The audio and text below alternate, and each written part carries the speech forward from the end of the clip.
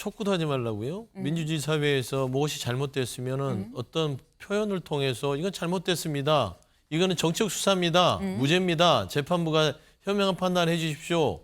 외치는 게 그게 왜 잘못인가요? 그렇게 할 수 있는 거예요. 그러니까 그 부분에 대해서 재판에 영향을 줄 것이라고 과도하게 예측할 필요도 없고요. 재판부가 이거를 압박으로 느낄지 네. 아니면 괘씸죄로 여길지 그거는 양날의 칼인 것입니다. 그러니까 이 부분에 대해서 과도하게 비판할 필요가 없다. 지금 재판부가 이것을 괘씸죄로 여길지 아니면 압박으로 여길지 압박으로 여기죠, 당연히. 이게 그냥 일반 사람들이 아니잖아요. 제1야당 170석을 갖고 있는 제1야당 여의도 대통령이라고 불리는 분의 재판인데 저렇게 변호사들을 비롯해서 국회의원들이 무더기로 와서 그 앞에서 시위를 벌이면 그걸 압박으로 안 여길 사람이 어디 있겠습니까?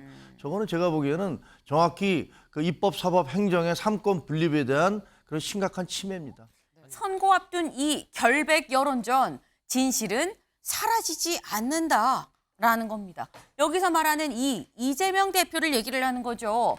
선거를 앞둔 이제 이 선거법 위반 1심 선고가 이번 주 금요일입니다. 금요일 선거를 앞둔 이재명 대표 난 결백해라고 여론전을 하고 있다라는 얘기인데 이게 무슨 얘기냐. 이재명 대표가 SNS에 글을 올렸습니다. 같이 볼까요?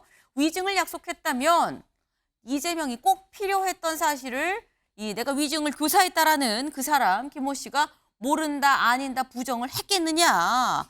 내가 이거 해주세요 했으면 그렇게 얘기를 했겠지라는 얘기예요.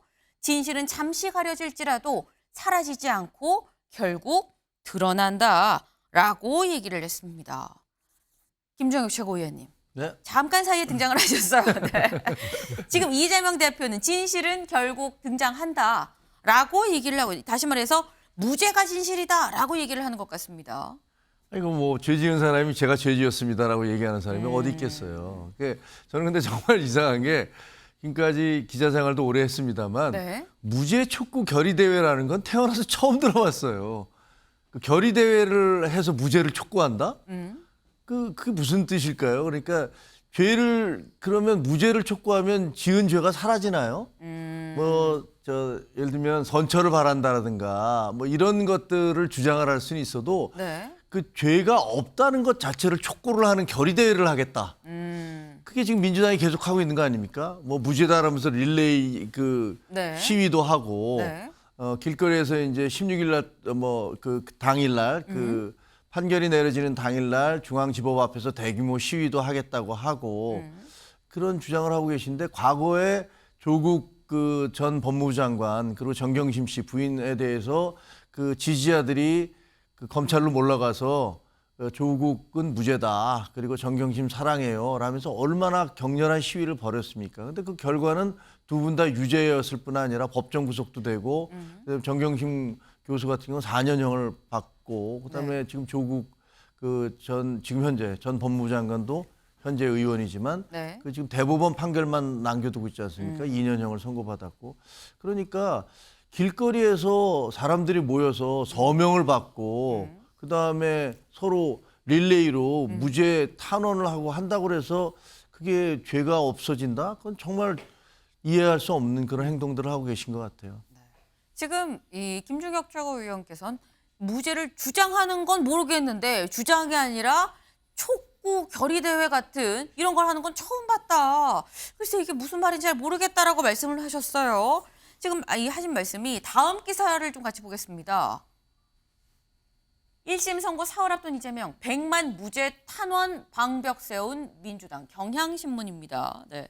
100만 무죄 탄원이라는 방벽을 민주당이 세웠다라는 거죠. 이게 좀 같이 볼까요? 지금 보면 검찰이 주도하는 제1야당 대표 탄압 중단하십시오라고 민주당 이 소속 지자체장 그리고 뭐 광역 의원들 다 이제 국회에 와서 얘기를 하는 이런 모습들입니다. 이 더불어서 단순히 그냥 국회 본청 앞에서 이 플래카드 들고 한 게 아니라 실제로 탄원 촉구 서명도 지금 이어지고 있다는 거죠. 보겠습니다. 이재명을 지킵시다. 이재명 더불어민주당 대표 무죄 판결 촉구 탄원 서명입니다. 오늘 오전 7시 기준으로 했을 때 106만 명이 넘는 사람이 서명을 했어요. 106만 명이 넘는 사람이 서명을 한 상황. 굉장히 많이 지금 서명을 했다라는 건데 더불어서 지금 제가 금요일 날이 이제 선거날이라고 말씀드렸죠. 선거날 오전 11시에 다 법원 앞에서 모입시다라고 해서 이 더민주혁신회의에서 다 같이 모여서 우리 여기서 집회를 합시다라고 얘기를 하고 있습니다. 지금 집회가 지금 예정이 되어 있는 상태인 거죠. 그래서 지금 이 기사는 아까 저희가 본 기사는 경향이었었지만 조선일보는 오늘 그래서 제목을 어떻게 뽑았느냐. 조선일보 볼까요? 이재명 개인 재판에 170석 제1야당 역량이 총동원됐다라고 제목을 뽑았습니다. 서영주 대변인님. 그렇게 보는 사람들도 있고 그렇게 보지 않는 사람들도 있겠죠. 근데 조선일보는 그런 시각으로 봤네요. 근데 대다수 국민들이 이런 시각으로 봤는지에 대해서는 다시 한번 곱씹어볼 필요가 있다. 그러니까 정치 검찰에 있어서 정치적 기소가 이루어져서 야당 대표, 특히나 윤석열 대통령과 대선을 겨뤘던 이 정적에 대한 어떤 보복성 정치 수사가 과연 온당했느냐라는 출발점에 시작하는 것 같아요. 결국에는 이 재판부에게 정치 검찰의 정치 기소에 대해서 올바른 판단을 해달라는 호소지요. 네. 통상 일반인에게는 이런 무죄 탄원이라는 게 흔치는 않지만 정치인에게는 더러 다수 있었던 일입니다. 우리 김정일 체육께서는 그런 적을 본 적이 없다고 하는데 불과 한 4, 5년 전만 돼도요. 박근혜 전 대통령이 국정을 농단해서 감옥에 갔음에도 불구하고 무죄 석방을 탄원하는 촉구대회가 연일 열렸습니다. 특히나 옥중투쟁이라고 했죠. 날짜까지 세가면서요. 무죄 석방을 시켜달라. 그런 게 이제 정치인들이 이제 정치인들에게 보이는 현상이에요. 네. 그러니까 한 정치인을 지지하는 층에서는 내가 지지하는 정치인이 이럴 수도 없고 이거는 정치적 탄압을 받기 때문에 인정할 수 없다라고 해서 네. 어떤 탄핵 청원이라든지 탄원서들을 뭐 서명할 수 있다라는 것인데 이게 조선일보처럼 170석 제1야당 역량이 총동원됐다?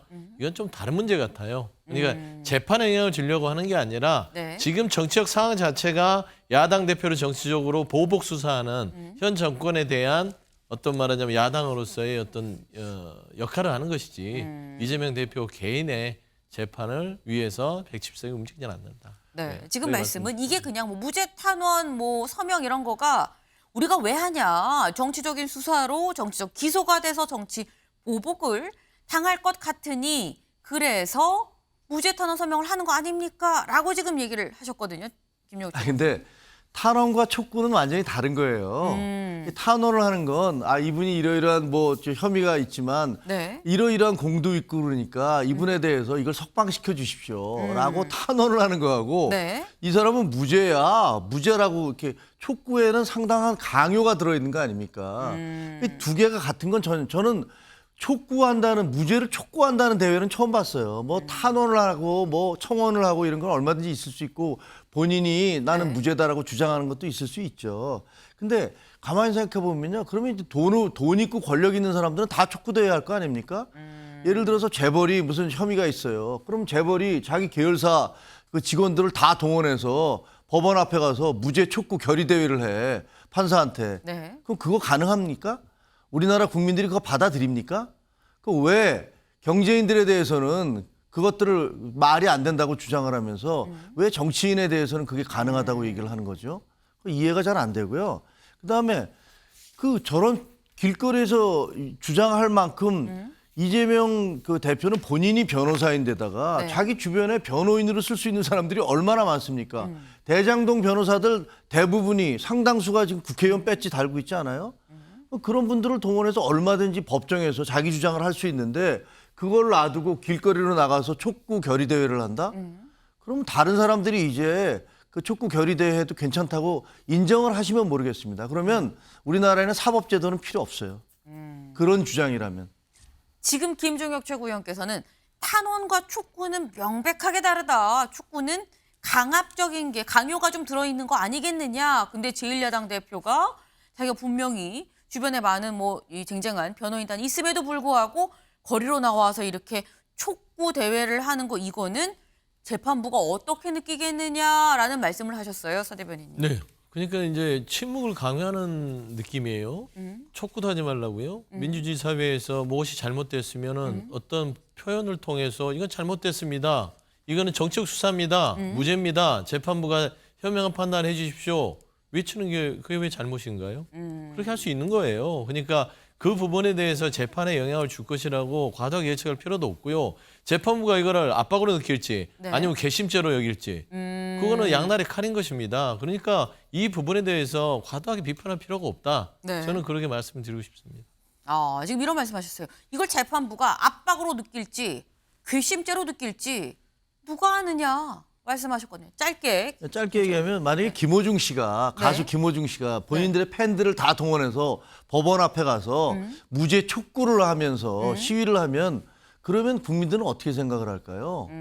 근데 아까 얘기하신 대로 지금 재판부가 이것을 괘씸죄로 여길지 아니면 압박으로 여길지 압박으로 여기죠, 당연히. 이게 그냥 일반 사람들이 아니잖아요. 제1야당 170석을 갖고 있는 제1야당 여의도 대통령이라고 불리는 분의 재판인데 저렇게 변호사들을 비롯해서 국회의원들이 무더기로 와서 그 앞에서 시위를 벌이면 그걸 압박으로 안 여길 사람이 어디 있겠습니까?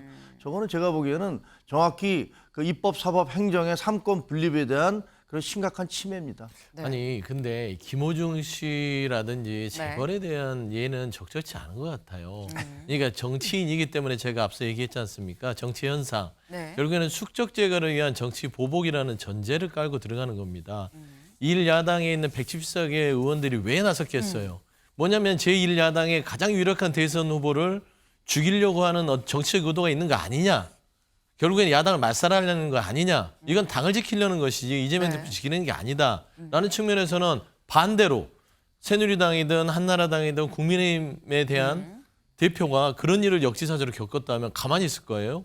그건 정당이 아니죠. 네, 지금 두 분의 간극이 너무 커서 한 발짝도 앞으로 나아갈 수 없는 상태입니다.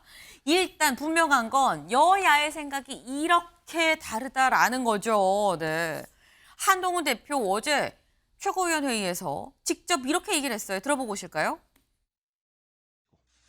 무죄라고 생각한다면 이재명 재판 생중계 무력 시위를 하는 게 맞습니다.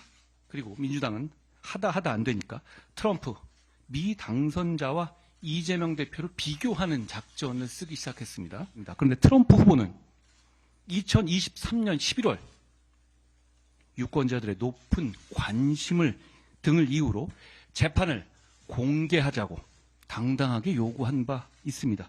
이번 금요일 날 나올 판결은 그 판례에 따르더라도 유죄인 사안입니다. 저는 대한민국 사법부가 더도 말고 덜도 말고 법대로만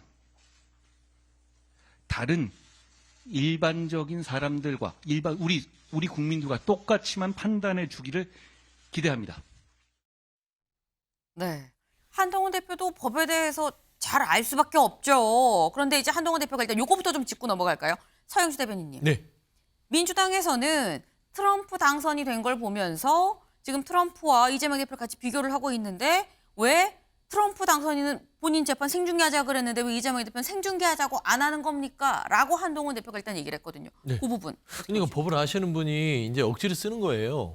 그러니까 이 공개 여부는 재판부가 결정하는 거 아닙니까? 네. 주장은 누구나 할 수 있어요. 이재명 대표가 예전에 주장하는 것도 주장은 할 수 있어요. 네. 한동훈 대표도 할 수 있고 트럼프도 할 수 있고 그 누구도. 자, 생중계하게 해주십시오. 유권자들 관심이 많습니다. 하지만 판단은 누가 하죠? 재판부가 합니다. 재판부가 정해진 형량에 따라서 이게 알 권리에 충족이 된다면 이거는 공개합시다 하면 그 주장을 반대했던 사람도 이거는 인정할 수밖에 없는 거 아니겠어요? 그러면 이거는 일절만 하시면 돼요. 한가롭게 집권여당 대표가 생중계를 가지고 시간 낭비할 필요가 있습니까? 한두 번 정도 주장하면 되지 이걸 가지고 무죄를 뭐 한다면 생중계를 해라. 이게 논리 기결성이 안 맞는데 결국에는 정쟁화하는 부분들은 참 한동훈 대표답지 않다. 너무 좀 한가해 보인다. 그렇게 말씀드리고 싶습니다. 생중계하고 안 하고 누구나 다 얘기는 할 수 있지만 결정은 재판부가 하는 건데 왜 1절에서 안 끝나고 2절, 3절 계속하냐 집권여당 대표가 뭐 이런 얘기를 하셨어요. 김종혁 최고위원님. 뭐 재판부가 결정할 때까지 계속 얘기하겠죠. 그거야 뭐 결정하면 그다음엔 얘기 못하죠. 뭐 결정된 걸 못 얘기하겠습니까? 근데 저는 네. 이해할 수 없는 게 네. 이재명 대표는 정치인으로서 진짜 오랫동안 정치하신 분이고 본인 변호사시고 그다음에 토론의 달인이라는 얘기도 있고. 근데 왜 이렇게 방송은 피하시는지 모르겠어요. 지난번에 여야 대표회담 할 때도 그때도 생중계하자고 그랬더니 안 하겠다고 결사 반대해서 결국은 안 했던 거 아닙니까? 네.